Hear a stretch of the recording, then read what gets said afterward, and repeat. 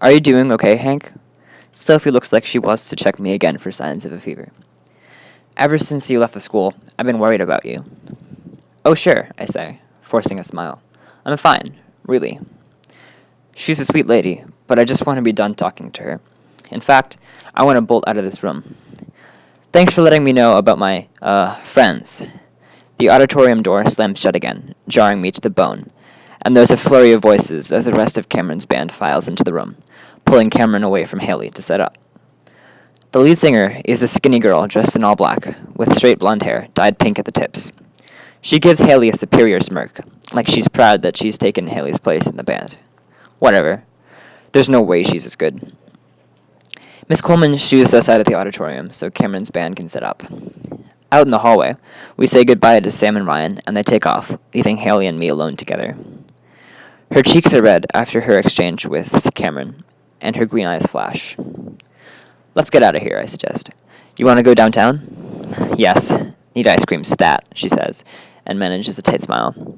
By the way, what did the janitor want? I saw her talking to you. Nothing. She just kind of likes me, I guess. Of course she does. Haley reaches over, so easy, and takes my hand. Hers is warm and soft, and fits perfectly into mine. She's a sweet lady, but a little crazy, she says with a shrug. That's what people say, anyway. Yeah, but I know she's not that crazy. Still, it's not possible that somebody really did come looking for me, not here in Concord, Massachusetts. Is it? Don't think about it. Helen's restaurant is packed with the after-school crowd.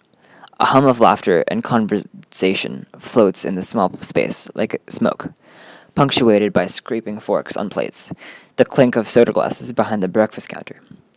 We sit in a booth across from each other, and Haley orders a strawberry sundae with extra whipped cream. I'm not hungry, so I just get a root beer. Don't judge me, she says, her spoon poised above the sundae. Why would I do that? Danielle is always lecturing me about what I eat. Drives me crazy. I won't judge you, I tell her, wondering what ice cream has to do with her health, making a mental note to find out. Anyway, tell me about Cameron, I say. Glad I have something to take my mind off of what Sophie said. Haley licks a few drips off of her spoon. It's kind of a long story. I tie a double knot in the paper left over from my straw and smile at her. I've got time.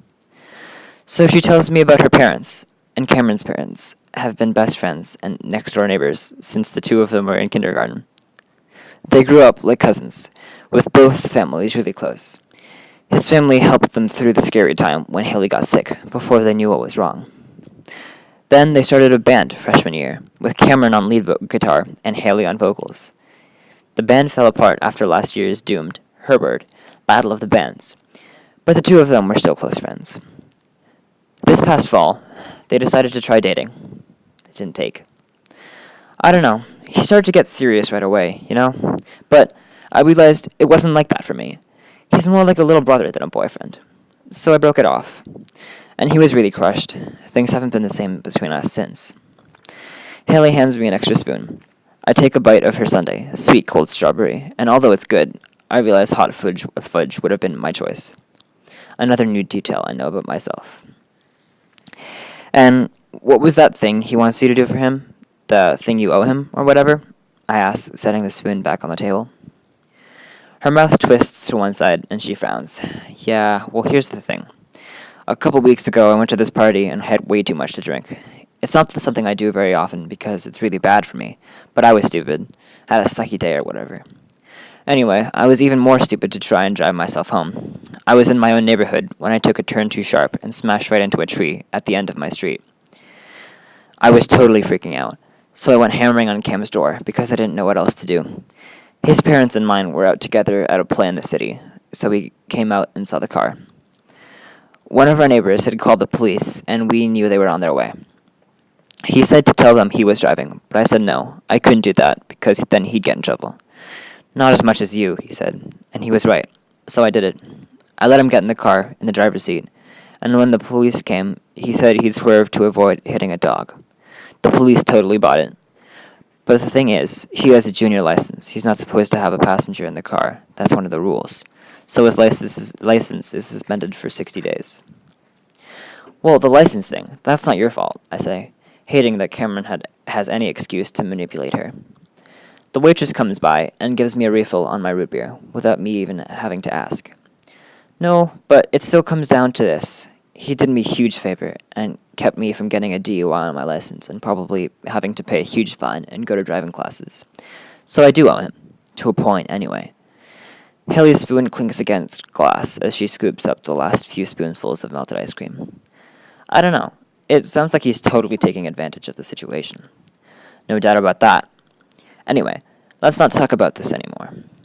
With a flourish, she takes the last bite of her sundae and then licks her lips. She has no idea what this does to me, or maybe she does and just wants to torture me a little. I fight the urge to grab her right there, in this booth, and kiss the last traces of whipped cream off her lips. Come on, I'll give you a ride back to your uncle's house, she says. My uncle? Yeah, didn't you say that's where you're staying? She looks at me for a minute, like I'm a bug under a microscope. Seriously, sometimes I feel like I don't know anything about you, Hank. Mr. Mysterious. Who the hell are you, anyway? I have no idea, I say, flashing a charming smile to show her. I'm kidding. It's just that, he's more like a friend of the family than an actual relative. I just call him Uncle Thomas. Is he your teacher, then? What do you mean? For homeschooling. Does he teach you? Oh. I clear my throat, shuffle my feet under the table. No, I do it myself, on the computer and stuff. That's how it works. God, I hope that's how it works. She squints at me, but then shrugs like she's accepted my explanation. Whew. By the way, I told Miss Coleman your situation, with the homeschooling and all, to make sure it's okay for you to be in the battle of the bands. I didn't want them kicking you out at the last minute or anything. My stomach drops. And she said it was okay. She's cool like that. Plus, she really likes you. Whew, again. Good. To celebrate these small victories, and also because I can't hold back any longer, I kiss her. And she tastes delicious, like strawberries and whipped cream and Haley. Letting myself get lost in the moment, the knot in my gut relaxes. Haley makes me feel like I'm worth something, and that I'm safe here. Surely here, in this good place, with this amazing girl, nothing bad could happen, and nobody could hurt me. Not even Magpie. I want to believe this so bad. And so for the moment, I do. Riding on the back of Thomas's motorcycle on the way to the library the next morning, there's this comfortable hum in my chest. The air is getting warmer and smells like black dirt and new grass. I have a great place to stay with Thomas. I'm making music with Haley and falling for her more every day. Concord is a nice town, and with the exception of maybe Cameron, it's full of really nice people. It occurs to me I haven't felt the beast attack my insides for days. Not since waking up at Thomas's place last week. To me, that's huge. Thoreau wrote that we should suck the marrow out of life. Okay, so this may not be the life I started with, but it's a good one at the moment. So why not go ahead and seize the day? For about an hour, I hum to myself, reshelving books in the nonfiction stacks at the library. But then I have to bring a cart of books into the Thoreau room, and I stop short outside the room when the head and shoulders statue of Henry David sits on a pedestal. My heart sinks in my chest. Thoreau's statue-blank eyes aren't saying anything to me about sucking the marrow out of life or seizing the day.